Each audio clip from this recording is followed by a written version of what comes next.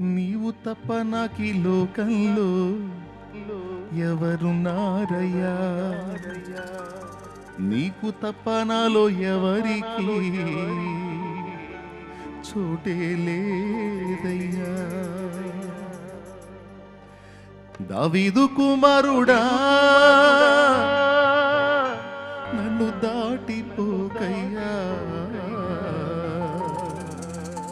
నజరేతువాడా నన్ను విడిచిపోకయ్యా.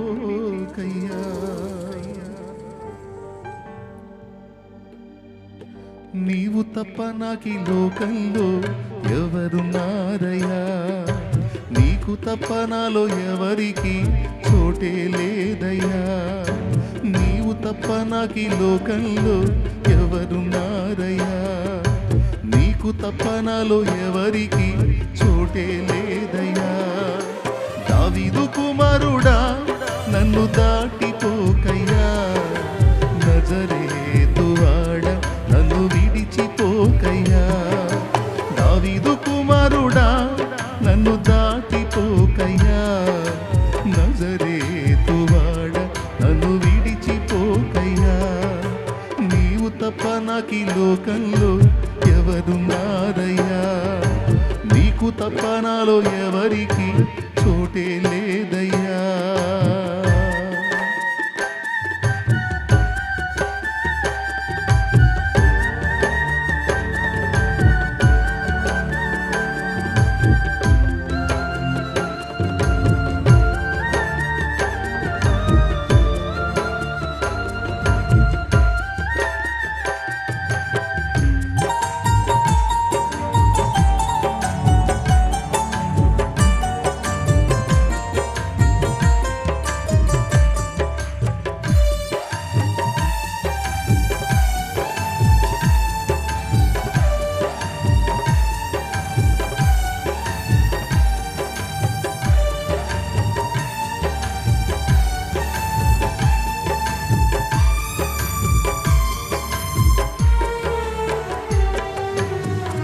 గుడ్డివాడినయ్య నా కన్నులు తెరువవా, మూగవాడినయ్య నా స్వరము నీయవా.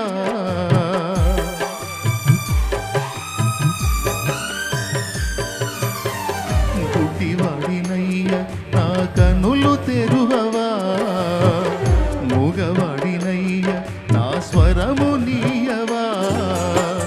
కుంటివాడినయ్య నా తోడు నడువవా, కుంటివాడినయ్య నా తోడు నడువవా. దావీదు కుమారుడా నన్ను దాటిపోకయ్యా, నజరేతువాడ నన్ను విడిచిపోకయ్యా. దావీదు కుమారుడా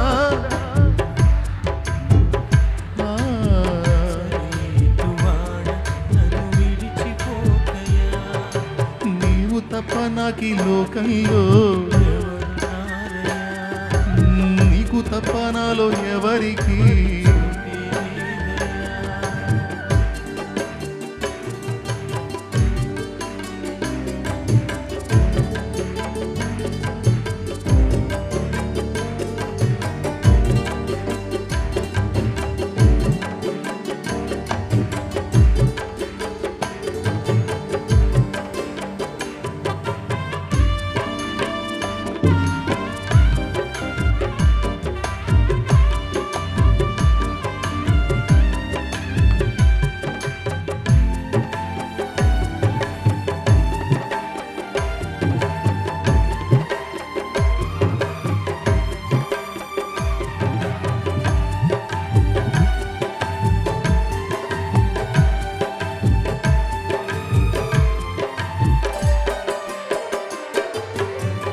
లోకమంత చూచి నన్ను ఏడి పిలిచిన, జాలితో నన్ను చేరదీసిన.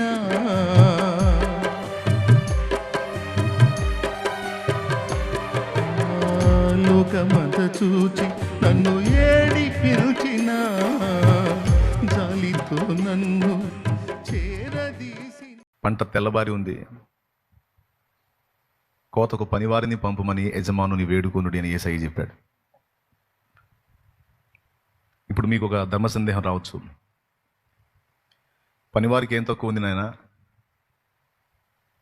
చాలామంది పాస్టర్స్ లేచారు కదా, చాలా ప్రాంతాల్లో సంఘాలు కట్టారు, సేవలు జరుగుతున్నాయి కదా, మళ్ళీ ఇంకా పనివారిని పంపమని ప్రార్థన ఎందుకు? ఉన్న పనివారికే పని లేక చేస్తున్నారు, ఇంకా మళ్ళీ పనివాళ్ళు ఎందుకు అని కొంతమంది హృదయంలో ఒక ప్రశ్న పుట్టొచ్చు. అయితే పనివారు లేచారు. అయితే లేచిన పనివారు ఏ విధంగా ఉన్నారో కొన్ని మాటలు పంచుకుంటాను మీతో. అది నేనైనా మరెవరైనా. దేవుని పనివారు ఇప్పుడు అవసరమై ఉన్నారు.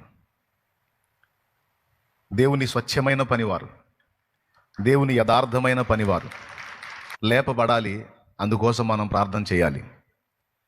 చాలా చోట్ల సేవకులు ఉన్నారు, సంఘాలు ఉన్నాయి కదా, దానికోసం అత్యవసరంగా మనం ఇప్పుడు ప్రార్థన చేయాల్సిన ఆవశ్యకత ఏముంది అని ఇప్పుడు మన హృదయంలో, నా హృదయంలో ఒక భారం దేవుడు పెట్టాడు. అది మీతో పంచుకున్నప్పుడు ఆ భారం మీకు కూడా కలుగుతుంది. సంఘాలు కట్టిన సేవకులు, సేవ చేస్తున్న సేవకులు ఆయా ప్రాంతాలలో ఎలా ఉన్నారో, ఏం జరుగుతుందో మీ అందరికీ తెలుసు. చాలా వరకు కొంతమంది సేవకుల ప్రవర్తన, కొంతమంది వ్యవహార శైలి చూసి నాకు చాలా ఆశ్చర్యం కలుగుతుంది. అంటే సేవకులను నిందించడం కాదు, పరాక్రమం కలిగిన సైనికులే నా సహోదరులు. కానీ అపవాది చేతిలో ఏ విధంగా వాడి వలలకు చిక్కారో, వాడి గాలాలకు బలయ్యారో అది కళ్ళారా చూసి దాన్ని ఎరిగినందున నేను బాధపడి, కొంతమంది కరోనాలో సైనికులు కూలితే, కొంతమంది కరోనా కంటే ప్రమాదకరమైన కొన్ని సమస్యల వల్ల కొంతమంది కూలితే, ఇప్పుడు దేవుని సైన్యంలో కొంత సైన్యం తరుగైపోయింది. ఇప్పుడు మళ్ళా సైన్యం అవసరమై ఉంది. సైన్యములకు అధిపతి యెహోవా సైన్యాలకు తక్కువ కాకూడదు. ఆ సైన్యం అంతకంతకు రెట్టింపవాలి. దేవుని రాజ్యము పట్టబడాలి, కట్టబడాలి. Praise the Lord. బలవంతులు లేపబడాలి. దేవుని రాజ్యము బలాత్కారుల చేత పట్టబడుతుంది అన్న వాక్యం ప్రకారం దేవుని రాజ్యాన్ని బలవంతంగా కట్టేటువంటి బలాత్కారులు దేవుని సంఘంలో లేవాలి. దానికోసం నేను ప్రార్థన చేస్తున్నాను, పరిచర్యను దానికోసం విస్తరింపజేస్తున్నాను. మీకు కూడా అదే భారాన్ని కలిగి ఉండమని బోధిస్తున్నాను. బైబిల్ గ్రంథంలో ఒక ఆత్మీయ నాయకుడు ఎలా ఉండాలో, ఏ విధంగా జీవించాలో దానికి సంబంధించినటువంటి కొలతలు బైబిల్ గ్రంథంలో ఇచ్చాడు. బైబిల్ గ్రంథం అన్ని సంగతులను గురించి మాట్లాడింది. ఒక విశ్వాసి జీవితానికి సంబంధించి ఎలా ఉండాలో మాట్లాడింది. ఒక పరిచారకుడు, పరిచారకురాలు ఎలా ఉండాలో మాట్లాడింది. ఒక సేవకుడు, సేవకురాలు ఏ విధంగా ఉండాలో కూడా పరిశుద్ధ గ్రంథం మాట్లాడింది. మన సమస్త ప్రవర్తనను గురించి దేవుని గ్రంథంలో సమాచారం ఉంది, మన సమస్త ప్రవర్తన విషయంలో. అయితే దేవుడు తన గ్రంథంలో చూపించిన ప్రమాణాలకు రీచ్ అయ్యే విధంగా కొంతమంది పరిచర్య చేస్తే, ఆ ప్రమాణాలకు సంబంధం లేకుండా కొంతమంది తమ పరిచర్యను జరిగిస్తూ ఉన్నారు. దేవుని రాజ్యము మాటలతో కాదు, శక్తితో ఉంది. అయితే శక్తిహీనమైన పరిచర్య చేసి కనీసం పట్టుమని 10 ఆత్మలను కనీసం సంవత్సరానికి ప్రభావితం చేయలేని స్థితిలో కొన్ని సంఘాలు ఉన్నాయంటే అది చాలా బాధాకరమైన విషయం. సంవత్సరానికి పట్టుమని 10 ఆత్మలను ప్రభావితం చేయలేని స్థితిలో కొన్ని సంఘాలు ఉన్నాయంటే అది బాధాకరమైన విషయం. బైబిల్ గ్రంథంలో తిమోతికి రాసినటువంటి పత్రిక మీరు చూడగలిగితే అక్కడ నాయకులకు సంబంధించి, పరిచారకులకు సంబంధించి కొన్ని కొలతలు ఇచ్చాడు. బైబిల్ గ్రంథం ఉన్నోళ్ళు తీసి చూడండి, లేకపోతే లేనోళ్ళు పక్క ఒక అధ్యక్షుని యొక్క కొలతలు అక్కడ రాశాడు. చూడు. ఎవడైనను అధ్యక్ష పదవిని ఆశించిన ఎడల అటివాడు దొడ్డ పనిని అపేక్షించుచున్నాడన్న మాట నమ్మదగినది. అదండి, అటివాడు పెద్ద పనిని అపేక్షించుచున్నాడన్న మాట నమ్మదగినది. అధ్యక్షుడకు వాడు నిందారహితుడును. అధ్యక్షుడు ఎలా ఉండాలి అంటే నిందారహితుడై ఉండాలి. ఏకపత్ని పురుషుడును, ఒక్కతే భార్యను కలిగి ఉండాలి. మితానుభవుడును, కనీసపు అనుభవం కలిగి ఉండాలి. స్వస్థ బుద్ధి గలవాడును, ఆరోగ్యకరమైన బుద్ధి కలిగి ఉండాలి. మర్యాదస్తుడును, సంస్కారవంతుడై ఉండాలి. అతిథి ప్రియుడును, ఆతిథ్యాన్ని ప్రేమించి ఎవరైనా అతిథులు వస్తే వాళ్లకు ప్రేమ చూపేవాడై ఉండాలి. బోధింప తగినవాడునయ్యుండి. బోధింప తగినవాడు అంటే బోధించడానికి కావలసినటువంటి సబ్జెక్టు, అలాగే బోధించడానికి కావలసిన క్యారెక్టర్. బోధించడానికి కావలసిన సబ్జెక్టుతో పాటు సబ్జెక్ట్ ఒకటి ఉంటే చాలదు, క్యారెక్టర్ కావాలి. క్యారెక్టర్ లేకుండా సబ్జెక్ట్ ఉండే ఏం ప్రయోజనం? అలాగని కొంతమందికి క్యారెక్టర్ ఉంటుంది కానీ సబ్జెక్ట్ ఉండదు, అంటే బైబిల్ చదవరు. కొంతమందికి క్యారెక్టర్ ఉంటుంది, సబ్జెక్ట్ ఉండదు. కొంతమందికి సబ్జెక్ట్ ఉంటుంది, క్యారెక్టర్ ఉండదు. రెండు తప్పే. రెండు ఉండాలి. బోధింపతగిన వాడు, క్యారెక్టర్ అండ్ సబ్జెక్ట్. అలాగే బోధించవలసిన విధంగా బోధించడానికి అనుభవం గడించిన వాడై ఉండాలి.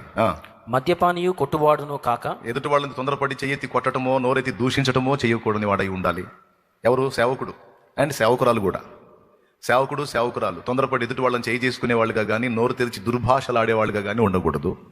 అలాగే మద్యపాని, అప్పటి కాలంలో కొంతమంది త్రాగుడు, ఇప్పుడు కూడా కొంతమంది ఉన్నారు, రహస్యముగా అలాంటి జీవితంలో జీవించేటువంటి పరిస్థితుల్లో కొంతమంది జీవితాలు ఉన్నాయి. మద్యపానియు కొట్టువాడును కాక, సాత్వికుడును జగడమాడని వాడును. సాత్వికుడును అంటే సౌమ్యుడు అంటారండి. సౌమ్యుడు అంటారు. సాత్వికానికి మరొక అర్థం సౌమ్యత. అంటే మృదువుగా ఉండేటువంటి వ్యక్తిత్వం కలిగిన వాడై ఉండాలి. సాత్వికుడును జగడ మాడని వాడును, ధనాపేక్షల లేనివాడునై, డబ్బు పిచ్చోడు కానివాడై, సంపూర్ణ మాన్యత కలిగి, మాన్యత అంటే గౌరవనీయత, సంపూర్ణ గౌరవనీయమైనటువంటి క్యారెక్టర్ కలిగి, జీవితం కలిగి, తన పిల్లల్ని స్వాధీనపరచుకొనుచు తన ఇంటి వారిని బాగుగా ఏలువాడునై ఉండవలెను. ఇది ఒక సేవకుడికి, ఒక సంఘ కాపరికి, ఒక అధ్యక్షుడికి కనీసం ఉండవలసిన అర్హతలు. ఎన్ని రకాలు వచ్చినాయో చెప్పగలరా? ఎన్ని విషయాలు బ్యాలెన్స్ చేసుకోవాలని దేవుడు సెలవిచ్చాడో చెప్పగలరా? ఏకపత్ని పురుషుడు, 3 కనీసపు అనుభవం కలిగిన వాడు, 4వది స్వస్థబుద్ధి, 5వది మర్యాదస్తుడు, 6వది అతిథి ప్రియత్వం, 7వది బోధింపతగిన వాడు, అంతవరకు 7. 8 సాత్వికుడు, 9 జగడమాడని వాడు, 10 ధనాపేక్ష లేనివాడు, 10 అయిపోయినాయా? 11వది సంపూర్ణ గౌరవనీయమైన జీవితాన్ని కలిగి తన పిల్లల్ని స్వాధీనపరుచుకుంటూ వాళ్ళని దేవుని భక్తిలో పెంచుతూ, 13వది తన ఇంటి వారిని బాగుగా ఏలువాడై ఉండాలి. దగ్గరగా 12 నుంచి 13, 12, 14, 15 అంటే మద్యపానీయ కొట్టువాడు ఉన్నాయి కదా, అవి పెట్టలేదు నేను.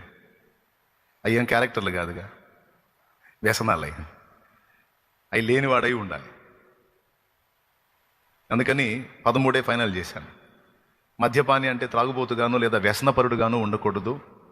తర్వాత తొందరపడి కొట్టడం కానీ దూషించడం కానీ చెయ్యని వాడై ఉండాలి. అక్కడ బ్యాలెన్స్ ఉండాలన్నమాట. ఈ కొలతలు ఒక సేవక పనికి వచ్చినటువంటి వ్యక్తికి కనీసం ఉండాలి. ఇది సేవకత్వానికి రాగోరిన వాడికి దేవుడు నియమించినటువంటి పద్ధతి. ఇవి కలిగి లేనివాడు సేవకు వస్తే స్టార్టింగ్లో ఏదో కొంచెం హడావుడైనా తర్వాత ఎక్కడ వేసిన గొంగడ అక్కడైనా అక్కడ ఆగిపోతుంది. తర్వాత అంతటితో ఆగల. తిమోతి రాసిన పత్రికలోనే పక్క అధ్యాయంలో మీరు చూస్తే 4వ అధ్యాయము 11, 12 వచనాలు చూడండి ఒకసారి.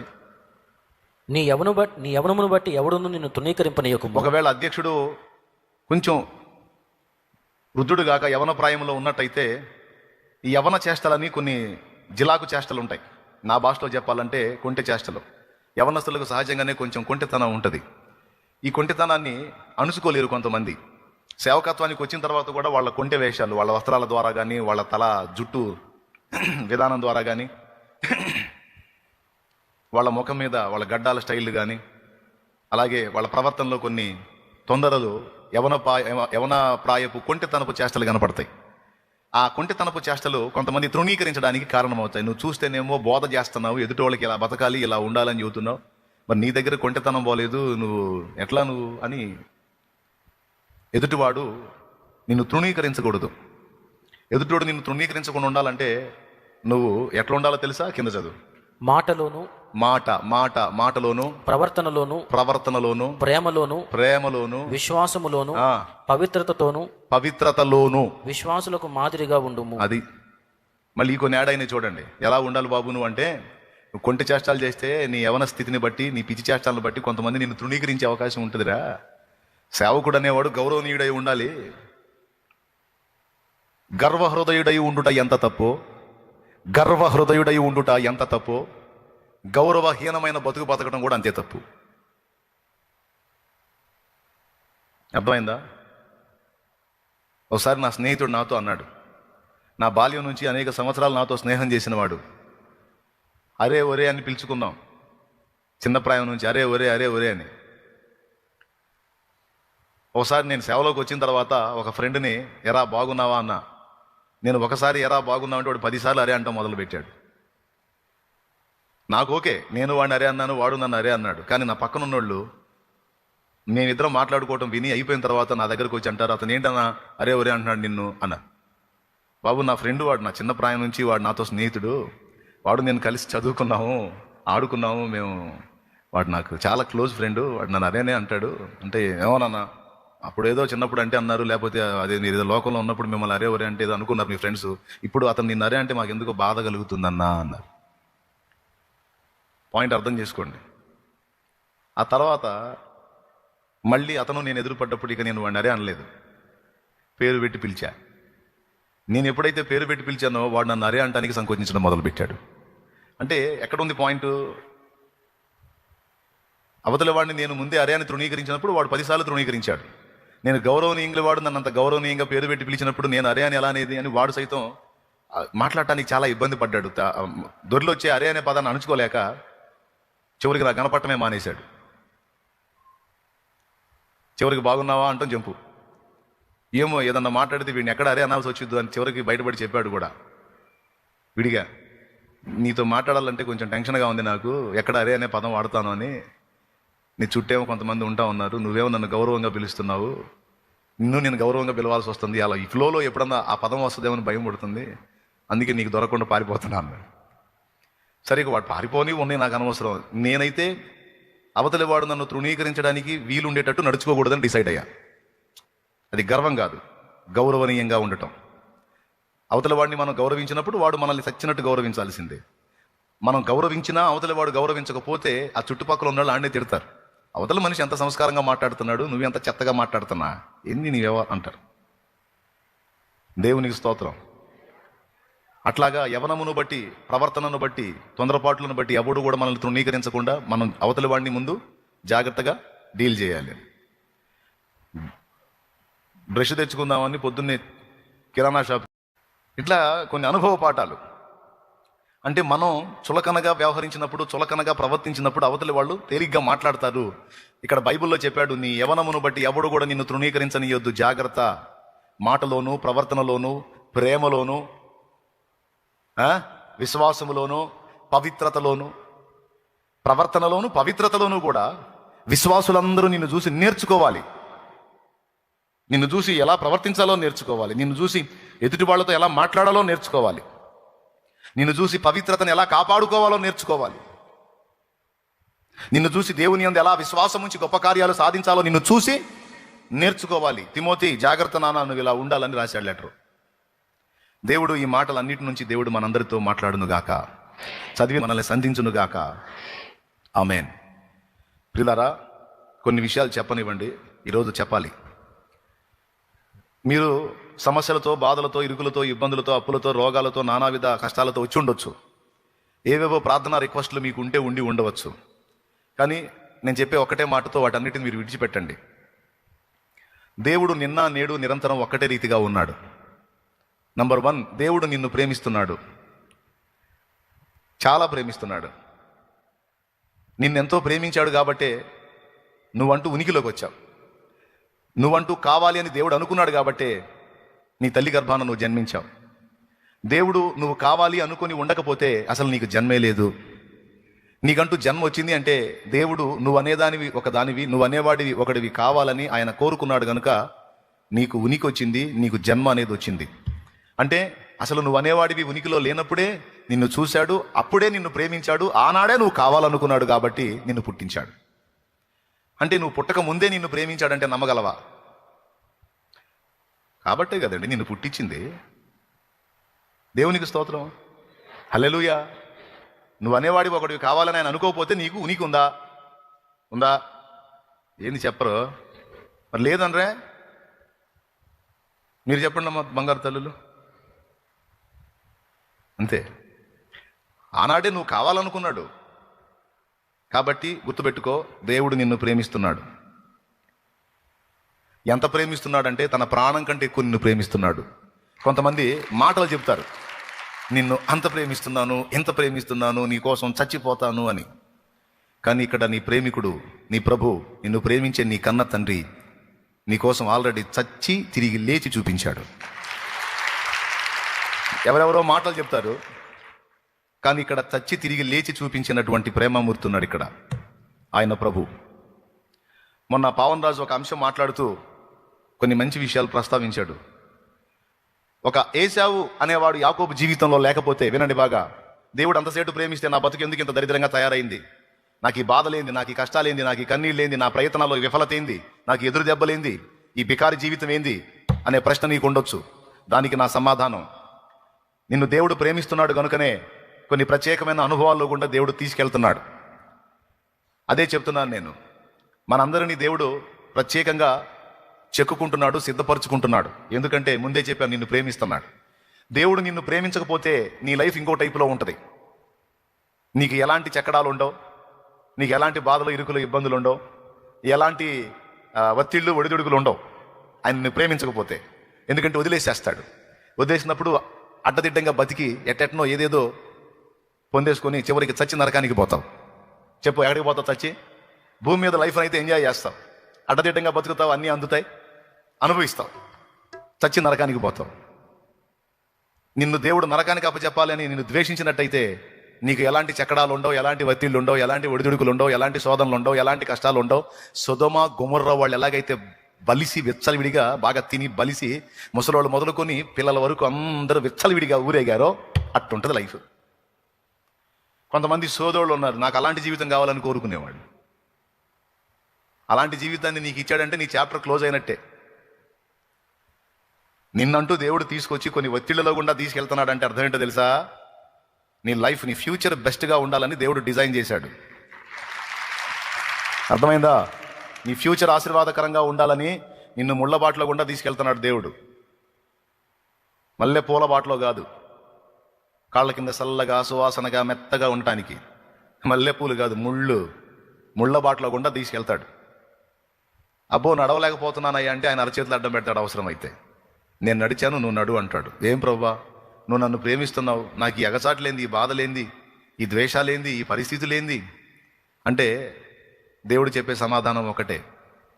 ఏశావు అనేవాడు యాకోబు జీవితంలో లేకపోతే యాకోబు అనేవాడు ఇశ్రాయేలుగా మారే ఛాన్సే లేదు. ఫరో అనేవాడు మోషే లైఫ్లో లేకపోతే మోషే అనేవాడి చరిత్ర మనకు తెలిసేదే కాదు. స్తోత్రం. ఏమంటారు? మనందరి జీవితాల్లో దేవుడు అనుమతించిన ఏశావు లాంటి వ్యక్తులు లేదా పరిస్థితులు ఉంటాయి. వీళ్ళు మనకి కీడు తలపెట్టేవాళ్ళు. ఈ పరిస్థితులు మనకి ఇబ్బంది తలపెట్టాయి, ఇవి మనల్ని గాయపరిచాయి. అయినా దేవుడు అనుమతించాడు. ఎందుకంటే యాకోబుగా ఉన్న నిన్ను, స్థిరం లేని వ్యక్తిగా ఉన్న నిన్ను ఇశ్రాయేలుగా మార్చాలని దేవుడు డిసైడ్ చేశాడు. చెప్పండి, దేవుడి చేతుల్లో చెక్కబట్టం మీకు ఇష్టమా? లేకపోతే అలాంటి ఏం వద్దు, నాకు లోకస్తులు బతికిన బతుకు కావాలి, నాకు అన్ని విషయాల్లో ఎంజాయ్ కావాలని అంటావా? చెప్పు, ఇప్పుడే చేస్తాను నీ కోసం ప్రార్థన, ఆ లైఫే నీకు రావాలని. లోకస్తులాగా నాకు ఎంజాయ్ లైఫ్ కావాలి అంటావా? అట్లయితే సొదొమ గొమొర్రా వాళ్ళ అభిషేకం నీ మీదకి రావాలని ప్రార్థన చేస్తా. సొదొమ గొమొర్రా వాళ్ళ అభిషేకం నీ మీదకి రావాలని ప్రార్థన చేస్తా. వాళ్ళ అభిషేకం వచ్చిందంటే వాళ్ళకు వచ్చినట్టు సమృద్ధి వచ్చింది, వాళ్ళకు వచ్చినట్టు నడమంత్రం విడివేలం కూడా వస్తాయి.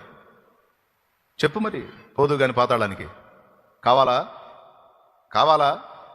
లేకపోతే ప్రేమ కలిగిన దేవుని చేతుల్లో ఒక శిల్పం వల్ల చెక్కబడతావా? చెప్పు, కరెక్ట్గా చెప్పు, నా గట్టి చెప్పు. చెక్కబడాలా? అట్లయితే ఒత్తిళ్ళు ఉంటాయి. నాకేంది అన్న ప్రశ్న వేయొద్దు. అట్లయితే ప్రయాణంలో ఒత్తిళ్ళు ఉంటాయి. అయితే ఒకటి, నిన్ను సావనివ్వడు, నిన్ను నాశనం కానివ్వడు. ఖచ్చితంగా నీకు సిద్ధపరిచిన గమ్యానికి నిన్ను చేర్చుకుంటాడు. అది నమ్మాలి. విశ్వాసం అంటే కళ్ళ ముందు ఉన్నదాన్ని చూసి నమ్మటం కాదు. అది నమ్మకం అనిపించుకోదు, విశ్వాసం అనిపించుకోదు. విశ్వాసం అంటే ఏంటో తెలుసా? అదృశ్యములో ఉన్నదాన్ని విశ్వాస నేత్రాలతో చూచి దేవుని వైపు సాగిపోవటమే విశ్వాసం అంటే. స్తోత్రం చెప్పు, రెండు చేతులు ఎత్తి. అది ఇక్కడ కూర్చొని మాట్లాడుతున్నా, నేనేమి పూల పల్లకిలో రాలా.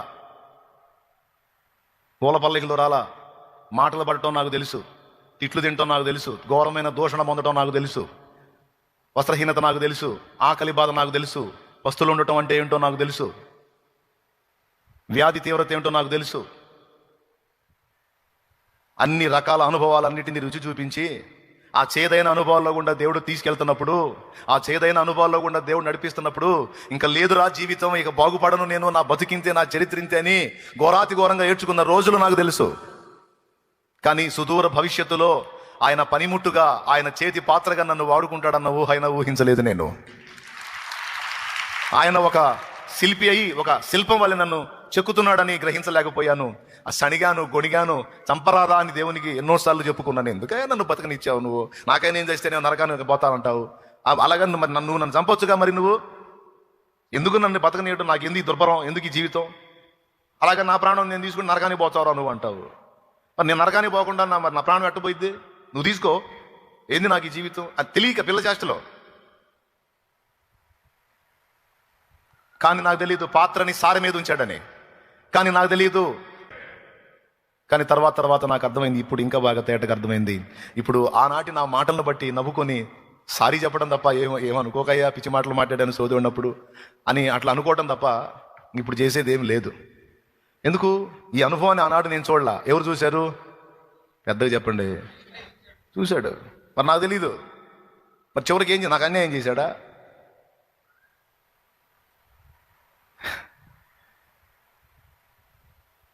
ఆ అనుభవాలే పాటలు మాటలు ఆయన ఇచ్చినాయి.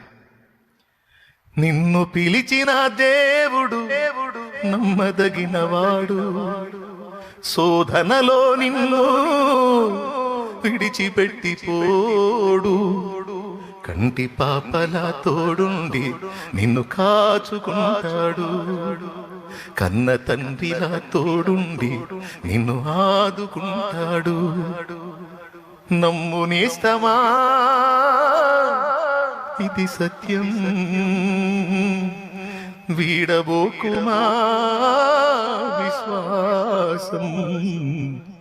నీ ఆశ నిరాశ కానే కాదు, వేదన ఎందుకు? నీ కన్నీరు కలకాలముండదు, కలతే చెందకు.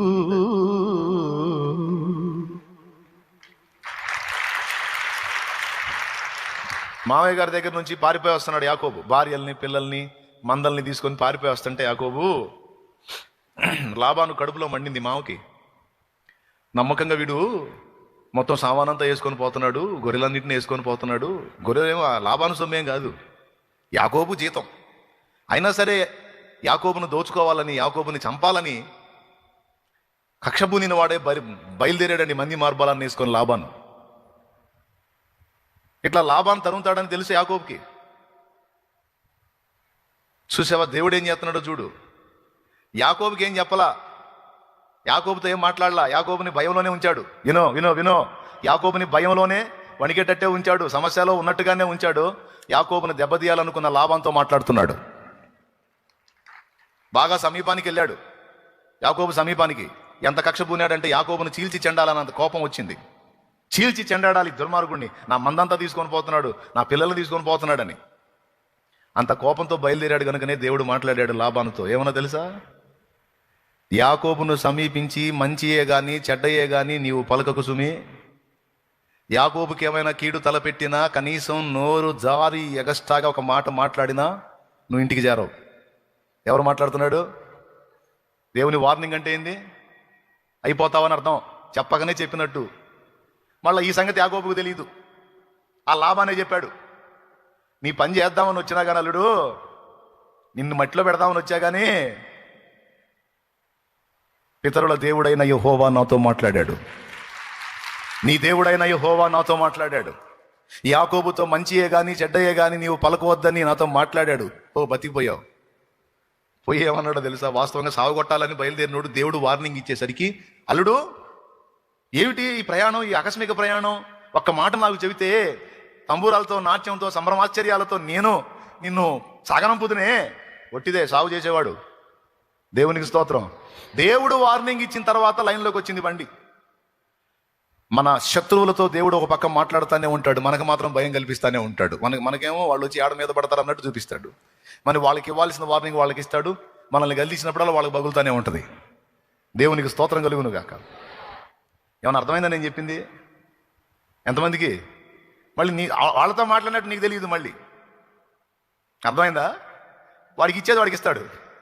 ఇటుపక్క ఇప్పుడు లాభాంత అయిపోయిందిరా అనుకుంటే మళ్ళీ వేసావు. నా జ్యేష్ఠత్వ హక్కు కొట్టేశాడు, అలాగే నాకు రావాల్సిన దీవెనలు కూడా నా గెటప్పులో పోయి మా నాన్న కళ్ళు లేనివాడిని మోసం చేసి నా దీవెనలు కొట్టేశాడు. ఈ యాకోబు గారిని బతకనికూడదు, వాడిని చంపాలని మా నాన్న ముసలోడు అయిపోయాడు. ఈ ముసలోడు కన్ను మూసిన తర్వాత వాడిని కూడా గాజేస్తానని శపథం చేశాడు ఏశావు. మా నాన్న చచ్చిపోయినాక మా తమ్ముడిని కూడా చంపుతాను నేనని శపథం చేశాడు ఏశావు. ఏశావా ఏడిచావా? ఏశావు శపథం చేస్తే దేవుడు అన్నాడు ఏడిచావని. ఇప్పుడురా నువ్వు నా అనుమతి లేకుండా యాకోబును ముడతావా? ముట్టు చూద్దాం అనుకుని ఉన్నాడు దేవుడు కూడా. అప్పుడు ఎబ్బోకు రేవు దాటిచ్చాడండి అందరినీ. ఎందుకు దాటిచ్చాడో తెలుసా? మామని తప్పించుకున్నాను అనుకుంటే ఇప్పుడు అన్న చంపుతాడేమని భయం. ఆల్రెడీ వాళ్ళ అమ్మ చెప్పనే చెప్పింది, అరే మీ నాన్న చచ్చిపోయిన తర్వాత నిన్ను చంపుతామని వాడి కోపాన్ని వాయిదా వేసుకున్నాడు. అంటే పగబట్టాడు మీ అన్న. మీ నాన్న చనిపోయిన తర్వాత నిన్ను చంపాలని ప్రతిజ్ఞ చేశాడురా, వాడు చేస్తాడు, అంత పని చేస్తాడు, నువ్వు వెళ్ళిపోయి ఇక్కడ నుంచి. అంటే అప్పుడు లాభం దగ్గర పారిపోయాడు. అప్పుడు ఒంటరిగా పోయినోడు 2 గుంపులై వచ్చాడు ఇప్పుడు. కానీ యాకోబు గుండెలో ఏం భయం ఉంది? ఆ పాత పగ మా అన్నకు అంతే ఉంది అనుకుంటున్నాడు. నిజమే, అది నిజమే. యాకోబు ఎందుకైనా మంచిదని కొంతమంది పనివాళ్ళని పంపించాడు.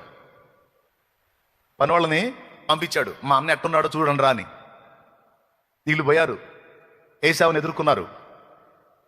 ఏశావుకి చెప్పారు, మీ సహోదరుడైన యాకోబు వచ్చుచున్నాడు అని. యాకోబు వస్తున్నాడు అన్న మాట ఎప్పుడైతే వినపడిందో, రైట్ తొందరగా రెడీ కండి రా, 400 మంది అన్నాడు. తమ్ముడిని సాధారణంగా ఆహ్వానించడానికి 400 మంది ఎందుకండి? 400 మంది ఎందుకు? పట్టుకొని తన్ని మొత్తం బీభత్సం చేయడానికి. దేవునికి స్తోత్రం. కానీ ఏం జరిగింది తర్వాత? మేము అయ్యగారు యాకోబు గారు ఇట్లా నువ్వు వస్తున్నావన్న మాట మీ అన్నకి చెప్పామో లేదో. ఎంత సీరియస్ అయ్యాడంటే, రే వెంటనే 400 మంది రెడీ కండి రా అన్నాడు. ఏందో కొంచెం అనుమానంగానే ఉందండి అయ్యగారు. ఇంకా అనుమానం ఏముందిరా, వాడి పగ ఇంకా తీరలేదు. లేకపోతే 400 మందిని ఏం చేసుకుంటారు నా దగ్గర రావడానికి? ఖచ్చితంగా నన్ను, నా భార్యని, పిల్లల్ని, నా మందల్ని మొత్తం నాశనం చేయడానికి వస్తున్నాడు వాడు అని ఇక ముందుకు సాగలేక ఆగిపోయి, ఏవయ్యా నా కృప నిన్ను విడువదంటివే, నా కృప నీకు చాలునంటివే. ఏమని వాగ్దానం ఏంది? నా బతికిట్టయిపోయింది. ఎందుకయ్యా నన్ను ఇట్లా చేశావు? ఏ దిక్కు లేని వాడిని చేశావు, ఆదరణ లేని వాడిని చేశావు. నాకు గతి ఏంటి అసలు? ఆశీర్వాదం అనుకున్నాను, కానీ నేను కలిగి ఉన్నది నిజంగా ఆశీర్వాదాలు కాదన్న సంగతి నాకు అర్థమైంది. నిజమైన ఆశీర్వాదం, దీవెన నీ దగ్గర ఉందయ్యా. అది మా నాన్న దగ్గర కాదేసయ్యా, నీ దగ్గర ఉంది. రాయ్యా, భార్యలు లేరయ్యా, ఇప్పుడు పిల్లలు లేరయ్యా, దాసదాసి లేరయ్యా, మందలు లేవయ్యా, ఒంటరిగాడిని అయిపోయా, ఏకాకినైపోయా. దేవా రా, నువ్వు రాకపోతే నాకు దిక్కు లేదు. నీవుగాక ఎవరు? ఆశ్చర్యం చెప్పనా, బయటోళ్ళు కాదు ఇప్పుడు ప్రాణం తీయాలనుకుంటుంది. అటుపక్క మావయ్య, ఇటుపక్క అన్నయ్య, సొంత వాళ్ళ చేతుల్లోనే ప్రాణాలు పోయే పరిస్థితి వచ్చేసింది. నీవుగాక ఎవరు నాకు లేరయ్యా, నీవే నా ప్రాణము, నీవే నా సర్వము. దేవుని గోజాడుకున్నాడు. ఆ రాత్రి దేవుడు దర్శించి ఆ ఏశావు దెబ్బకి కలవరపోతే యాకోబుతో రాత్రంతా పెనుగులాడి ఎంతకి గెలవకుండా చూచి తొడ గూటి మీద కొడితే దేవుడు ఆ గూడు వసిలి ఏం లేదు, ఈ నడుం దగ్గర ఈ తొంటి ఉంటుంది కదండి, తొలగొట్టేసరికి అవిటోడు అయిపోయాడు. అప్పటిదాకా నిలబడి రొమ్ము అనిచ్చినోడు ఇక బెండ్ అయిపోయాడు. అలా తొడగూడు వసలగొట్టి ఆ తర్వాత పేరు అడుగుతాడు. సరే ఆశీర్వదించు, నన్ను దీవించితేనే కానీ పోని అంటున్నాగా, నీ పేరు చెప్పు అన్నాడు. యాకోబునయ్యా మోసగాడిని, నేనేందో నాకు తెలుసయ్యా, నా బతికేందో నాకు అర్థమైందయ్యా అన్నాడు. రైట్, నీవు మనుషులతోనూ దేవునితోనూ పోరాడి గెలిచితివి గనుక నీవు ఇక నుంచి ఇశ్రాయేలు అనబడదు అన్నాడు. ఇక నుంచి నీవు ఇశ్రాయేలువే. నాతో పోరాడావు. ఫస్ట్ ఏమో రొమ్ము అనిచ్చాడు, తొడ మీద కొట్టేసరికి కాళ్ళు పట్టుకున్నాడు. దేవునితో ఒప్పందాలు చేయటం. నేను పోయిన చోటెల్లా నీవు నాకు తోడై ఉండి నాకు కలిగిన అంతటిని ఆశీర్వదిస్తే నీకు 10వ భాగం ఇస్తా. ఏందది? దేవుడితో బేరసారాలు. నేను పోవు చోటెల్లా నీవు నాకు తోడై ఉండాలి, నన్ను ఆశీర్వదించాలి, అన్ని విషయాల్లో నన్ను గొప్ప చేయాలి, అప్పుడు నా రాబడిలోంచి నీకు ఇస్తా 10వ భాగం. ఇంకోటి ఏంటంటే ఇంకొకటికి మొక్కను, నువ్వు నా దేవుడు అయి ఉంటావు, నేను నీ భక్తుడై ఉంటా అంతే. ఇది రొమ్ముకు రొమ్ము అనిచ్చడం అంటే. ఎప్పుడైతే తొడ మీద కొట్టాడో తొడగూడు వసిలిందో, అది కొడుతున్నాడు చూడు, అయిపోయింది, కొట్టేశాడు.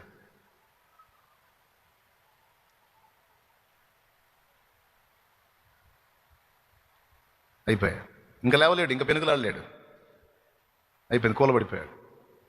ఇక కాళ్ళ బేరానికి వచ్చాడు. ఇక్కడేమో ప్లెయిన్గా చూపించాడు. బైబిల్లో హోషేయాలో ఏం రాసిందో తెలుసా? అతడు మగసిరి గలవాడై పోరాడాడు. యాకోబు మగసిరి గలవాడై పోరాడాడని కింద కన్నీళ్లతో దేవుని పాదాలు పట్టుకున్నాడట. పెద్దగా ఏడ్చేశాడు. రొమ్ముకు రొమ్ము ఆనించడం కాదు, నీకు దశంభాగాలు ఇయటం కాదు, నువ్వు నాకు దేవుడు అయి ఉంటాం కాదు, ఇక నువ్వే నాకు దిక్కు అని పట్టుకున్నాడు కాళ్ళు. ఇక లేదు వేరే ఆప్షన్ నాకు, ఇక లేదు నాకు వేరే ఆప్షన్, నువ్వే నాకు దిక్కు అని పట్టుకున్నాడు కాళ్ళు. అప్పుడు దీవించాడు. దేవునికి స్తోత్రం కలుగును గాక.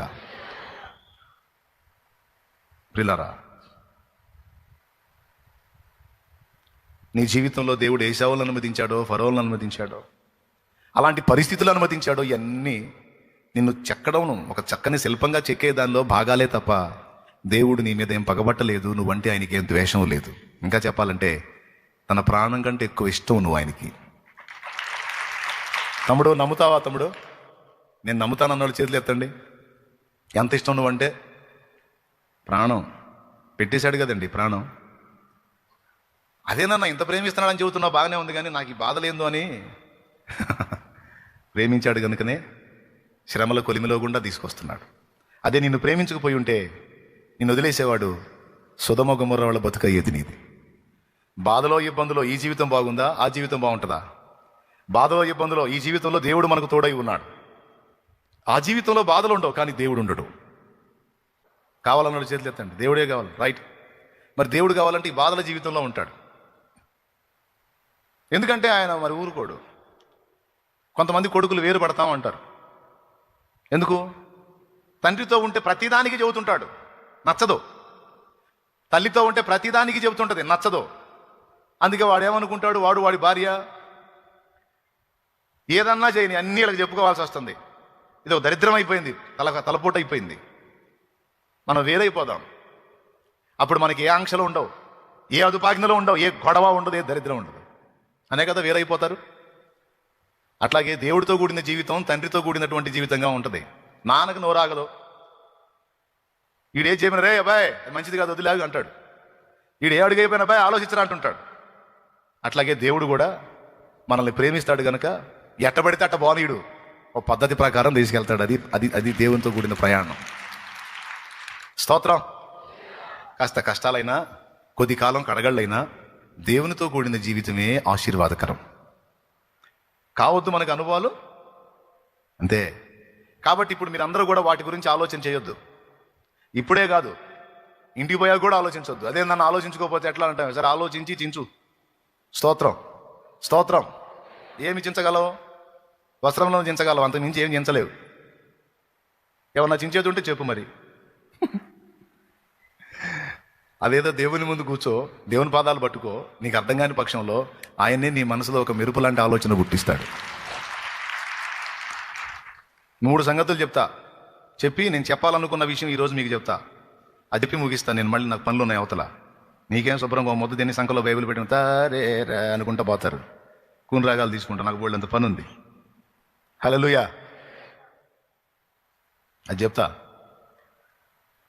నీ జీవితం అనే బల్ల మీద దేవుడు 3 పేపర్లు పెట్టాడు. మడత వేసినటువంటి 3 పేపర్లు పెట్టాడు. ఒకటి నిన్నటిది, ఒకటి నేటిది, ఒకటి రేపటిది. స్తోత్రం. 3 ఉన్నాయి పేపర్లు, మడత పెట్టి కనపడకుండా, లోపల ఏముందో కనపడకుండా 3 ఉన్నాయి. ఒకటి నిన్నటిది, ఒకటి ఈరోజుది, ఒకటి రేపటిది. నిన్నటి పేపర్ని ముట్టొద్దు, ఆల్రెడీ నిన్న చూసేసావు నువ్వు. మళ్ళీ నిన్న దలిపోసుకుంటే ప్రయోజనం ఏముంది? ఏమన్నా తిరిగి నువ్వు మార్చగలవా నిన్నట్లోకి ప్రవేశించి? కొంతమంది బతుకుతారు నిన్నలో. అప్పుడు అలా జరగకుండా ఉండాల్సింది. అసలు అప్పుడే తేడా పడ్డాను. అసలు అప్పుడు నాకు ఏం దయ్యం పట్టిందో ఏమో, నాకు అసలు అప్పుడు అట్లా చేశాను నేను. అసలు అప్పుడు అలా చేయకుండా ఉంటే ఒరే సోది ముఖమా, నువ్వేమన్నా పోయి అప్పట్లోకి పోయి ఏమన్నా మారుస్తావా? చెప్పు, మారుస్తావా? మరి ఎందుకు పద్దాకలు అప్పుడు ఎర్రముఖం వేసుకుని పద్దాకలు అప్పుడు అని నిన్నల్లో బతుకుతావు అంటున్నాడు దేవుడు. నేను కాదమ్మో, దేవుడు అంటున్నాడు. పద్దాకలు నిన్నల్లో బతుకుతావు ఎందుకు? అప్పుడు అని అయిపోయింది, తీసే. ఓకేనా? కాబట్టి నిన్నటి పేపర్ని ముడతావా? అయిపోయా, చూసేసావు నువ్వు. ఇంకేంది దాన్ని మళ్ళీ ఓపెన్ చేసి చూసేది? మరి రేపటి పేపర్ని ఓపెన్ చేస్తావా? అది రేపటికి దాచిపెట్టింది, మరి ఇప్పుడే ఎందుకు తపన? కొంతమందికి ఇదొక దరిద్రం. కొంతమంది నిన్నల్లో బతికితే కొంతమంది రేపుల్లో బతుకుతుంటారు. ఇప్పటికి బాగానే ఉంది కానీ రేపటికి ఎట్నో, ఇప్పటికి పర్వాలేదయ్యా బాగానే ఉంది కానీ, ఓరిని గానీ జల్లంగుండా పద్దాగలికి కానీ, ఇప్పటికి బాగానే ఉంది కానీ రేపటికి ఎట్టనో. అరే రేపు పోయినప్పుడు రేపు పేపర్ ఓపెన్ చేయి. నువ్వు ఈ రోజులో ఉండి రేపటి పేపర్ ఇప్పుకొని గుండె పగిలి చేస్తావే. అవునా? రేపు పేపరు రేపు ఇప్పుదు కానీ అది విప్పినప్పుడు నిన్న నీ పక్కన ఉన్నవాడు, ఈ రోజు నీ పక్కన ఉన్నవాడు రేపు కూడా నీ పక్కన నిలబడతాడు. ఏమన్నా ముసలోడు అయిపోతాడా? ఏమమ్మా నువ్వు అవుతావేమో, జుట్టు అంతా తెల్లగా నరిసిపోయి ముసలమ్మవి. ఆయన జుట్టు కాకపక్షములో కృష్ణవర్ణములు అన్నాడు. ఆయన నిత్య నూతనుడు. అర్థమైందా? మా నాన్న ముసలోడు అయిపోతున్నాడు, ఇంకా నన్ను ఎవరు ఆదుకుంటారు, నాకు దిక్కెవరు? మా నాన్న ముసలోడు అయిపోతున్నాడు, మా నాన్న పోతాడిక, నాకు దిక్కెవరని ఏడవటానికి ఈ నాన్న పోయే నాన్న అయింది. పోతే నువ్వు పోవటమే నా నాన్న దగ్గరికి, ఆ నాన్న బాడు. దేవునికి స్తోత్రం కలుగును గాక. పాడు. నిన్ను పిలిచిన దేవుడు నమ్మదగినవాడు, శోధనలో నిన్ను పెట్టిపోడు, కంటి పాపలా తోడుండి నిన్ను కాచుకుంటాడు, కన్న తండ్రిలా తోడుండి నిన్ను ఆదుకుంటాడు. అసలు నువ్వు వచ్చినటువంటి ప్రయాణంలో నువ్వు ఎప్పుడు అయిపోవాల్సింది, కానీ ఎట్ట బతికా, ఎట్లా తప్పించుకున్నావు? ఇన్ని సంవత్సరాల మనుగడ ఎట్ట సాగింది? అసలు అంత కఠినమైన పరిస్థితి నుంచి ఎలా బయటపడ్డావు? నీ కనబడకుండా నీ పక్కనే ఉండి అన్నిట్లో నుంచి నిన్ను చంకనెత్తుకొని తెచ్చింది ఆయన. ఇంతకాలం కాచినవాడు రేపు గాయడా? మరి ఎందుకు దడ? రేపటి పేపర్ ఇయ్యాలే ఓపెన్ చేసుకుని అనవసరంగా ఆర్టిస్ట్ రోగులు తెచ్చుకోవటం అనవసరం కదా. ఏదో ఆరోగ్యరీత్యా అవుతుంది వేరే సంగతి, కానీ దడ ఆయాసం పెంచుకుని ఆర్టిస్ట్ రోగులు అంటే కొంతమంది దడపడి తెచ్చుకుంటారు, అదే వేస్ట్ కదా. ప్రకృతి సిద్ధంగా వచ్చే రాని చేయగలిగింది ఏం లేదు కానీ దిగులేసుకొని తెచ్చుకోవద్దు. నిన్నటి పేపర్ జోలికి, రేపటి పేపర్ జోలికి. అది ఎప్పుడు? రేపటిది పెద్దగా చెప్పు, మళ్ళీ గట్టి చెప్పు. ఏంటిది? రేపా? రేపటిది రేపే.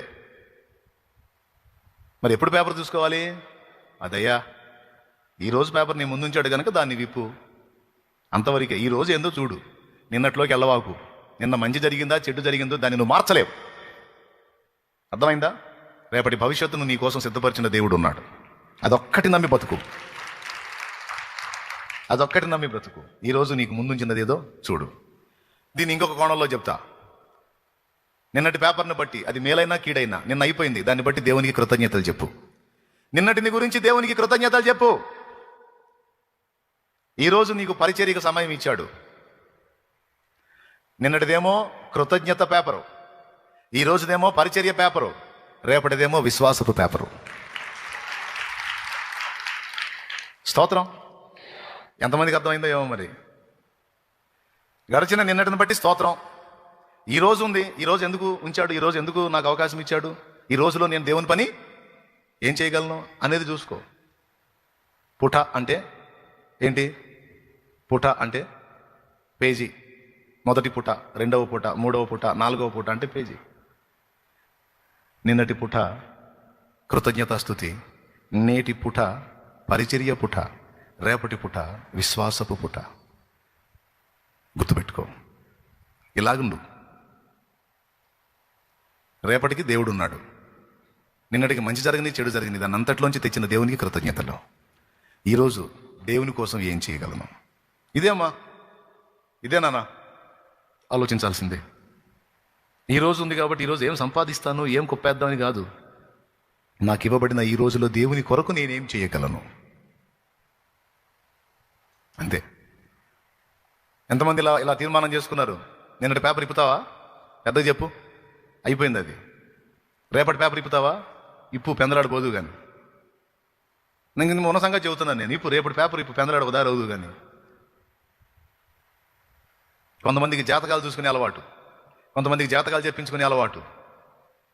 వాడి డబ్బు కోసం వాడు చెబుతాడు, ఇంకా 3 ఏళ్లలో నీకు మరణగండం ఉందంటాడు, లేకపోతే ఇంకొక 6 నెలల్లో నీకు సావు ఉందంటాడు. ఆ సావు నీకు తప్పిపోవాలంటే నీకు ఒక కార్యక్రమం చేయాలా, అది చేయాలంటే ఒక 50,000 అయింది అంటాడు. దేవుడు మరుగు చేసిన దాన్ని తెలుసుకోవటానికి ట్రై చేయొద్దు. రహస్యములు యెహోవాకు చెందును. నాకు తెలిసిన ఒక తల్లి కుమారుడు దుఃఖలాగుండేవాడు బక్కజిక్కిపోయాడు. బంధువురాలు అయితే, ఏంది నీ కుమారుడు అట్ట అయ్యాడని అడిగా. వాడికి ఎవడో జాతకం చెప్పాడంటయ్యా, ఇంక 2-3 ఏళ్లలో పోతావని చెప్పి. 2-3 ఏళ్లలో పోతావన్న ఆ మాటకి ఈ నెలలోనే బక్కజిక్కిపోయాడు. ఎందుకు అనవసరంగా? కాబట్టి రేపటిని గురించి తెలుసుకోవడానికి ట్రై చేయొద్దు. రేపటి సంగతి దేవుడు చూసుకుంటాడు. నిన్నటి సంగతి అయిపోయింది, ఈరోజు సంగతి ఏందో చూడు. ఏ పేపర్ ఇప్పుతారు పెద్దగా? రేపటి పేపర్ నువ్వు రేపు ఇప్పుదు కానీ తొందర ఎందుకు ఇప్పుదు కానీ, అది రేపు ఇప్పుదు కానీ. ఓకేనా? ఇంకా దిగులు, విచారాలు, గుండెదాడ, ఆయాసాలు ఏమైనా ఉంటాయా? అవన్నీ అవిశ్వాసులకి. దేవుడిని నమ్ముతున్నావుగా, గట్టిగా చెప్పు. డౌట్ లేదుగా? ఇంతకాలం నడిపించింది ఆయనే అనే నమ్మకం ఉందా? ఇంతకాలం ఆయనే నిన్ను నడిపించాడన్న విశ్వాసం ఉందా? ఇంతకాలం ఉన్నోడు, ఇంతకాలం నడిపించినోడు ఇప్పుడు వదిలేస్తాడా? ఇంకా చెప్పాలంటే కొన్నిసార్లు నువ్వు వదిలేసావు కానీ నిన్ను మాత్రం ఆయన వదల్లా. పిచ్చిమారాజు పట్టుకొని నీ చేయి నడిపిస్తానే అన్నాడు, నా చేయి పట్టుకొని నడిపిస్తానే ఉన్నాడు. ఆయన వదిలినాడు. మన బతుకు పెద్దోళ్ళు అంటారే, నీ బతుకు కుక్కలు పడవని. అట్ట అయింది ఆయన వదిలిపెడితే. వదల్లా, వదలడు. ఆమేన్.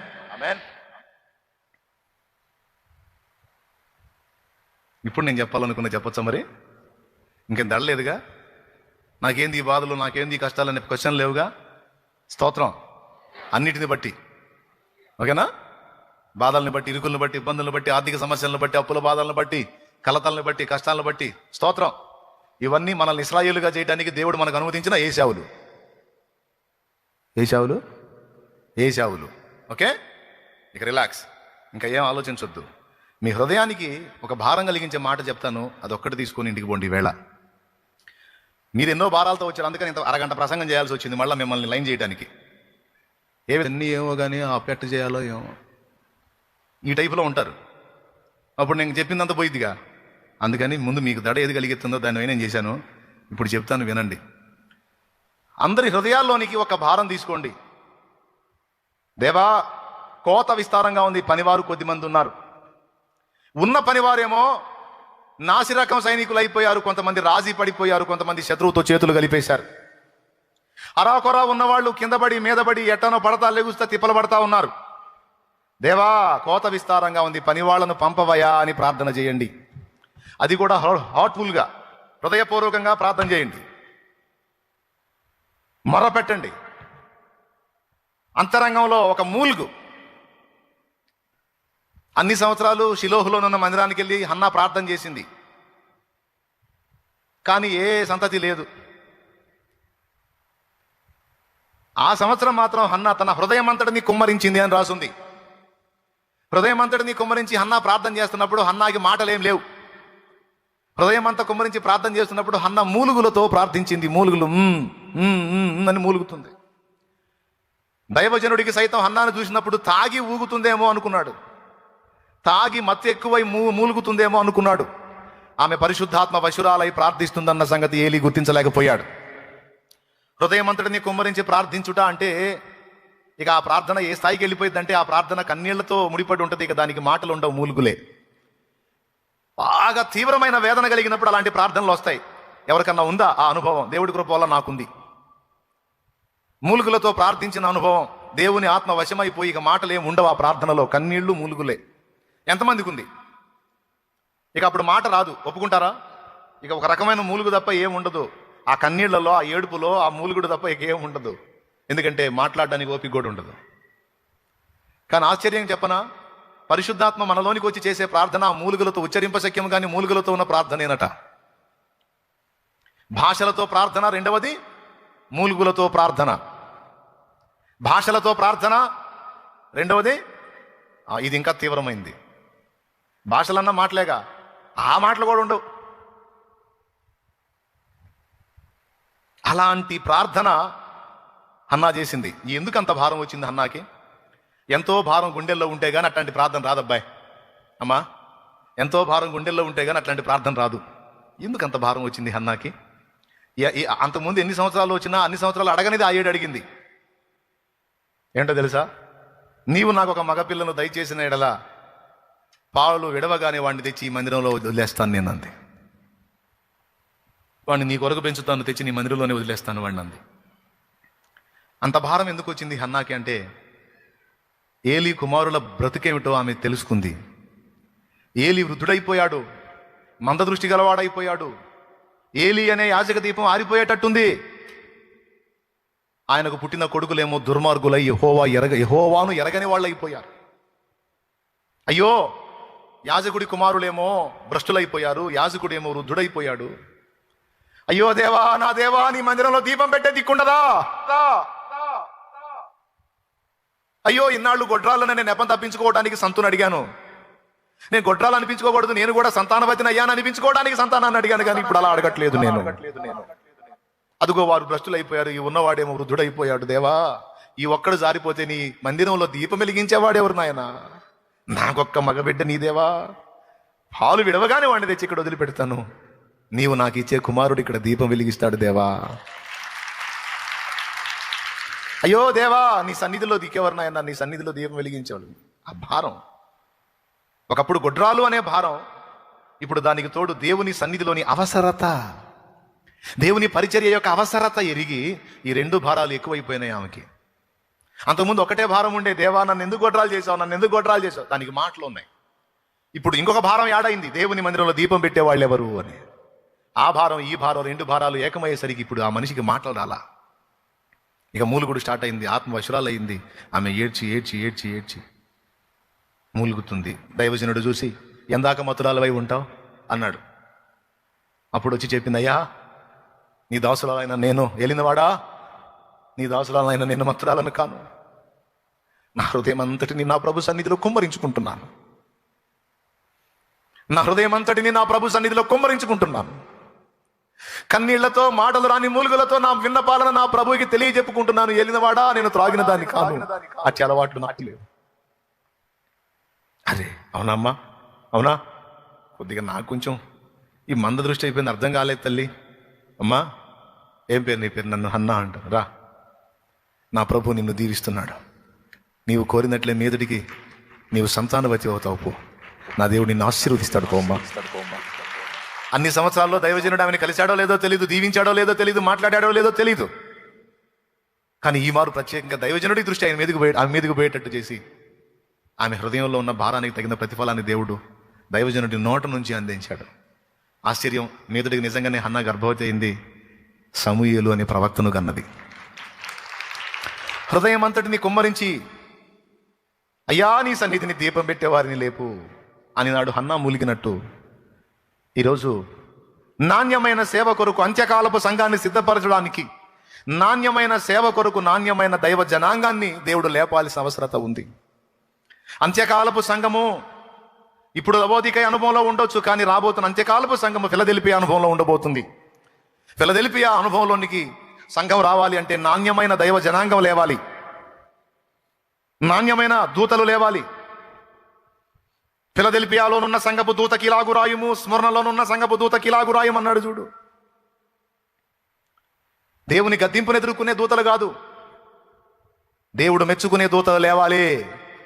దేవుడు సంతోషించే సేవకులు లేవాలి. యథార్థ హృదయంతో దేవుని భారము కలిగిన వారై, దేవుని మనసు ఎరిగిన వారై, దేవుని కోసం నిజంగా ఫలించేటువంటి యోధులైన పనివారి అవసరత నేటి సంఘమునకు ఎంతెంతో ఉంది. చాలా వేదనతో, బాధతో చెప్తున్నాను ఈ విషయాలు. సంఘంగా మీరు ఎన్నిసార్లు ప్రార్థించారో నాకు తెలియదు, కానీ ఈరోజు ఇంత విపులంగా దీన్ని వివరించాను కాబట్టి తప్పకుండా మీరు ప్రార్థించడానికి ఉపక్రమించినప్పుడు మూలుగులతో ఈ విషయమై మీ హృదయాన్ని కుమ్మరిస్తారని నేను ఈ విషయం చెప్తున్నాను. మనకి సేవకుల అవసరత ఉంది. మీకు తెలుసా, మన వాళ్ళలో కొందరు విదేశాల్లో ప్రసంగాలు చేసి వచ్చి అంతర్జాతీయ ప్రసంగికులని రాసుకుంటున్నారు. విదేశాల్లోకి పోయి ఎవరికి ప్రసంగం చేసి వస్తున్నారు? విదేశంలో ఉన్న తెలుగు వాళ్ళకే ప్రసంగం చేసి వస్తున్నారు. విదేశాల్లో ఆయా భాషలు మాట్లాడే వారికి ప్రసంగం చేసి వస్తున్నారా? అలాంటి వాళ్ళు ఉంటే వేళ్ల మీద లెక్క పెట్టొచ్చు, ఒకరిద్దరు ముగ్గురు నలుగురు ఉంటారేమో ఆయా భాషలు మాట్లాడి వాళ్ళ భాషల్లో చెప్పొచ్చేవాళ్ళు. మిగిలిన వాళ్ళంతా జీవనోపాధి కోసం బతకడానికి పోయిన మన వాళ్ళకే చెప్పుకొని వస్తున్నారు అక్కడ ఏ దేశానికి పోయినా. కానీ భారతదేశంలో చూస్తే, వినండి బాగా ప్రియులారా, భారతదేశంలో చూస్తే ఒక ఆంధ్ర రాష్ట్రంలోనే చూస్తే దాదాపు 600 పైచిలుకు మండలాల్లో, దాదాపు 600 నుంచి 700 మండలాల్లో అన్యజనుల మధ్యలో సంఘాలు లేవు, సహవాసాలు లేవు. చాలా ప్రాంతాలలో క్రైస్తవ సమాజాలలోనే మందిరాలు ఉన్నాయి తప్ప అన్యజనుల మధ్యలో మందిరాలు లేవు, పరిచర్యలు లేవు, బహు తక్కువ ఉన్నాయి. ఇంకా చాలా మంది కోట్ల సంఖ్యలోని అన్యజనులు నిత్యము మండే నరకాగ్నికి బలైపోతా ఉన్నారు. మీకు తెలుసా, ప్రతిరోజు వేలాది మంది చనిపోతున్నారు, వేలాది మంది పుడుతున్నారు. చాలా మంది ప్రభువు లేకుండానే చనిపోతున్నారు, ప్రభువుని ఎరగకుండానే చనిపోతున్నారు. అన్యజనుల్లో చాలా మంది దేవుని నామాన్ని తెలుసుకోకుండానే లోకాన్ని విడుస్తున్నారు. ప్రియులారా, యేసయ్య ప్రేమను తెలుసుకోకుండానే, యేసు శిలువను తెలుసుకోకుండానే లోకాన్ని విడుస్తున్నారు. ప్రియులారా, ఎక్కడో కాదండి, మన భారతదేశంలో, మన ఆంధ్రప్రదేశ్లో. మిగిలిన రాష్ట్రాలను పక్కన పెడితే, మిగిలిన రాష్ట్రాలకైతే ఇంకా ఘోరం. ఒక్క మన ఆంధ్ర రాష్ట్రాన్ని తీసుకుంటేనే ఒక్కొక్క జిల్లాలో ఎన్నో మండలాలు ఉంటాయి. నాకు తెలిసిన ఒక జిల్లా ఉంది, అదేదో జిల్లా అనుకోకండి, నెల్లూరు జిల్లా. ఒక మండలంలో 35 గ్రామాలుంటే ఒక 5 గ్రామాలలో మాత్రమే మందిరం ఉంది. దాదాపు 30 గ్రామాల్లో చర్చి లేదు. ఒక మండలం సంగతే నేను చెప్పింది. ఇప్పుడు ఒక మండలానికి ఎన్నో గ్రామాలు ఉంటాయి కదా, కొన్ని గ్రామాలు ఉంటాయి ఒక మండలం కింద. అలాంటి గ్రామాల్లో లెక్కేశారు ఒకసారి మన తమ్ముడు పోయి లెక్కేసి అక్కడ ఒక నివేదిక తీసుకొస్తే, ఆ నివేదికలో ఉన్న సంగతి ఏంటంటే 35 గ్రామాలు ఒక మండలం కింద ఉంటే, ఆ మండలంలో పర్యటిస్తే ఓన్లీ 5 గ్రామాలలో మాత్రమే చర్చి అనేది ఉంది. యేసు ప్రభు తెలుసు, దాదాపు 30 గ్రామాలలో మందిరాలు లేవు. ఒక నెల్లూరు జిల్లా పరిస్థితి తీసుకుంటే ఎన్ని జిల్లాలు ఉన్నాయి? ఇక మిగిలిన జిల్లాల పరిస్థితి ఏంటి? కొన్ని జిల్లాలలోనేమో సమృద్ధిగా సహవాసాలు ఉంటే, కొన్ని జిల్లాలలో చూద్దామన్నా కనబడట్లా. ఆంధ్ర రాష్ట్రం గతి ఇలాగుంటే విదేశాలకు పోయి ఏం చేద్దాం? ఇంట గెలిచి రచ్చ గెలవమన్నారు. ఇంట చేసేవాళ్ళు ఇంట చేయాలా, రచ్చ చేసేవాళ్ళు రచ్చ చేయాలన్నట్టు. ఇప్పుడు సరే, రచ్చకెళ్ళే వాళ్ళు వెళ్తున్నారు, బయట గెలుస్తానికి వెళ్తున్నారు, మరి ఇంటోళ్ళ సంగతి ఏంది?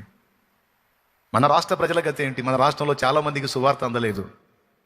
చాలా మంది అన్యజనులు నాశనం అయిపోతున్నారు, నశించిపోతున్నారు, త్రాగుబోతులుగానే చేస్తున్నారు, ద్వేషకారులుగానే, వ్యభిచారులుగానే, నిజమైన దేవుణ్ణి గుర్తించని వారుగానే నాశనం అవుతున్నారు కదా.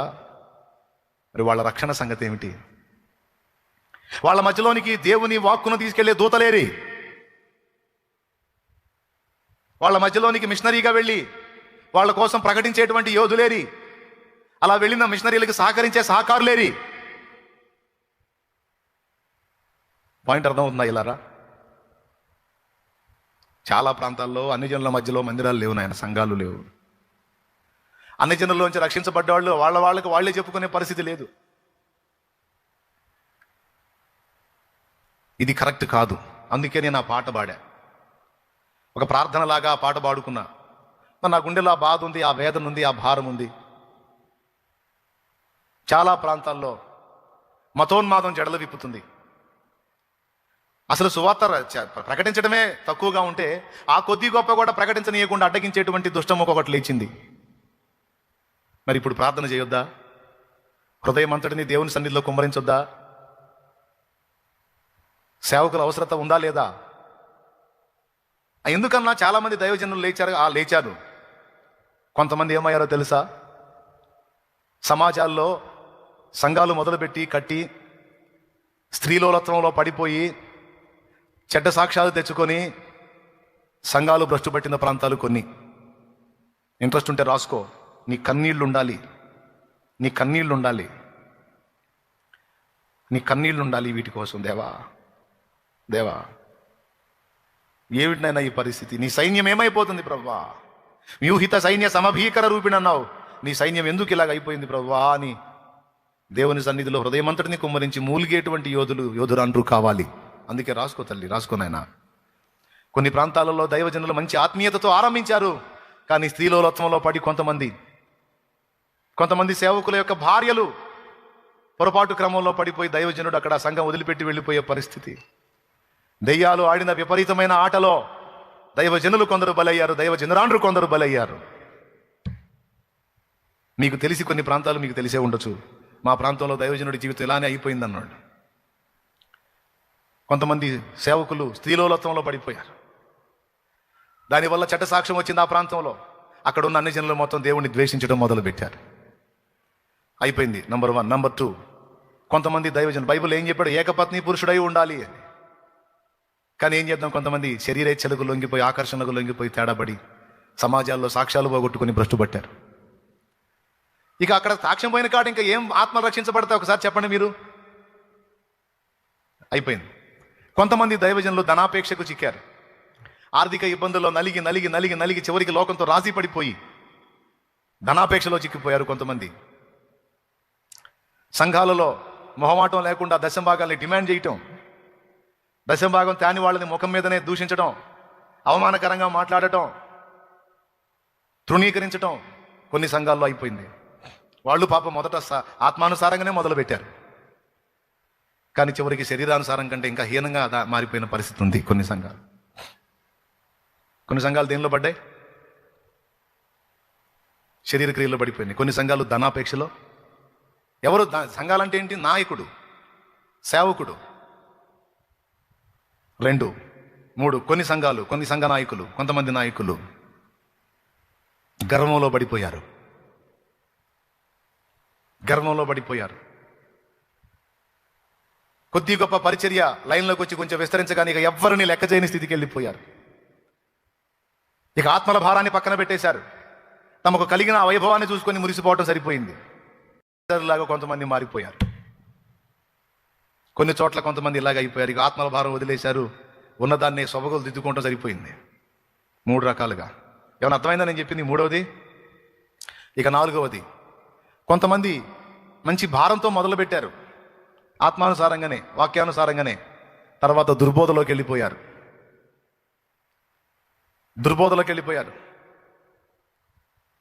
స్త్రీలు కూడా సువార్త ప్రకటించి, స్త్రీలు కూడా దేవుని సంఘంలో పనివారైతే ఆ సంఘం కొంచెం ముందుకెళ్ళడానికి అవకాశం ఉంటుంది. కానీ కొన్ని సంఘాలు ఏం చేసినాయో తెలుసా? ఆడ మనిషి నోరు తెరవకూడదని కూర్చోబెట్టారు. ఆడ మనిషి మాట్లాడడానికి కానీ ఏం స్పందించడానికి లేదని కూర్చోబెట్టారు కొన్ని సంఘాలు. కొంతమంది పరిశుద్ధాత్మ లేదు, ఏమీ లేదు, దేవుడి స్వస్థత లేవు, అద్భుతాలు లేవు అయినప్పుడు ఆగిపోయాడు. మళ్ళీ ఈయన సంఘం నడిపిస్తున్నాడు. ఇక అద్భుతాలు లేవు, కార్యాలు లేవు, పరిశుద్ధాత్మ క్రియలు లేవు అన్నప్పుడు ఇక అక్కడికి ప్రజలు ఏం కదులుతారు? దేవుని రక్షణ సువార్త యేసు ప్రభు చెప్తున్న దినాల్లో సైతం దేవుని కార్యాలు జోడించాడు. దేవుని రాజ్యం మాటలతో కాదు శక్తితో ఉందని పౌలు మహనీయుడు అన్నాడు. సువార్త యేసు శిలువను ప్రకటించడంతో పాటు దేవుని కార్యాలు కూడా పరిశుద్ధాత్మ చేస్తాడు కదా. వీడేమని బోధిస్తాడంటే దేవుడి కార్యాలు ఆగిపోయినాయి అప్పుడే అంటాడు.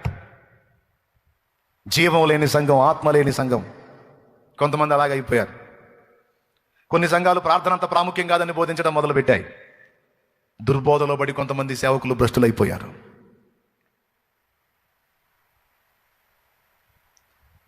4 రకాలు చెప్పాను. 5వ రకం, కొంతమంది దైవజనులు వయోపరిమితి మించినందున ప్రభు దగ్గరికి వెళ్ళిపోయారు. వయసు మళ్ళినందున ప్రభు దగ్గరికి వెళ్ళిపోయిన వాళ్ళు కొందరైతే మొన్న ఘోరమైన తెగులు వ్యాపించిన ఘట్టంలో వందలాది మంది దైవజనులు ప్రభు దగ్గరికి వెళ్ళిపోయారు. ఆ విధంగా ఆంధ్ర రాష్ట్రంలో సేవకుల కొరత కొంత ఏర్పడింది.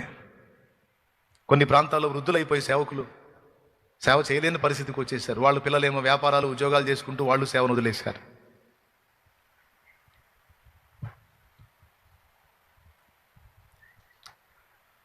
ఎన్నైనా ఇవన్నీ వాస్తవాలా కావా? 5వది చెప్తున్నాను, కొంతమంది దైవజనులు ప్రాణాలు కోల్పోయి ఉన్నారు, సంఘాలు మూతబడిపోయి ఉన్నాయి. అట్లా 6వ విషయం చెబుతాను. కొన్ని సంఘాలు ఉన్నాయి, కానీ అందులో ఉన్న కాపర్లు కేవలం జీతగాళ్లే, ఉద్యోగస్తులే. వాళ్ళకి ఆ సమాజాలకే పరిమితం. వాళ్ళు ఆ సమాజంలో ఉన్న వాళ్ళు ఒక మందిరం కడతారు, అందులో ఒక దైవజనుని పిలుస్తారు. ఆ దైవజనుడు వాళ్ళకి ఆ సమాజానికి మాత్రమే సేవకుడు. ఇక ఆ మందిరంలోకి అన్యజనులు వచ్చి కూర్చొని, అన్యజనులు వచ్చి మారు మనసు పొంది రక్షణ పొందే దాఖలాలు లేవు. కొంతమంది ఇలాగా జీతభత్యాలకు అలవాటై ఉద్యోగస్తులుగా ఉండి, ఉద్యోగం అన్నమాట. ఇక సేవకత్వం అంటే ఒక జాబ్. ఏ ఉద్యోగం చదివినోడికి ఏ ఉద్యోగం దొరకకపోతే ఇక సేవకు ట్రైనింగ్ తీసుకోవటం, పోయి మందిరంలో జాయిన్ అవ్వటం. ఉన్నాయా లేవా? ఇట్లా ఉన్నాయంటే చెయ్యొద్దు. ఎన్ని? 6. కొన్ని సంఘాలు ఉన్నాయి, కానీ అందులో సేవకుడికి పెత్తనం కాదు, పెద్దల పెత్తనం. అందులో సేవకుడు జస్ట్ నామ మాత్రమే. ఇండిపెండెంట్ సంఘాల్లో కూడా ఉన్నాయి, స్వతంత్ర సంఘాల్లో కూడా ఉన్నాయి. ఇట్లాగా ఈ సంఘాల పరిస్థితి ఏంటి? అందులో సంఘ పెద్దలదే పెత్తనం. పాస్టర్ కేవలం నామకార్థం. మళ్ళీ ఏమనంటే ఆ పెద్దలు ఒప్పుకోరు. అందుకని ఆయన పెద్దలకు దాసోహం, ప్రభువుకు దాసుడు కాదు, పెద్దలకు దాసుడు. అలాంటి సంఘం ఎట్లా ముందుకెళ్ళిద్ది? అన్ని జనులు ఆ సంఘంలో ఎలా రక్షించబడతారు? అందులో కాపరి కాదే, కాపరిని గొర్రెలు కాస్తున్నాయే. 7 కొన్ని సంఘాలు అన్యజనుల ఆచారాలను ప్రోత్సహించే సంఘాలు. అన్యజనులు చేసే ఏ ఆచారమైన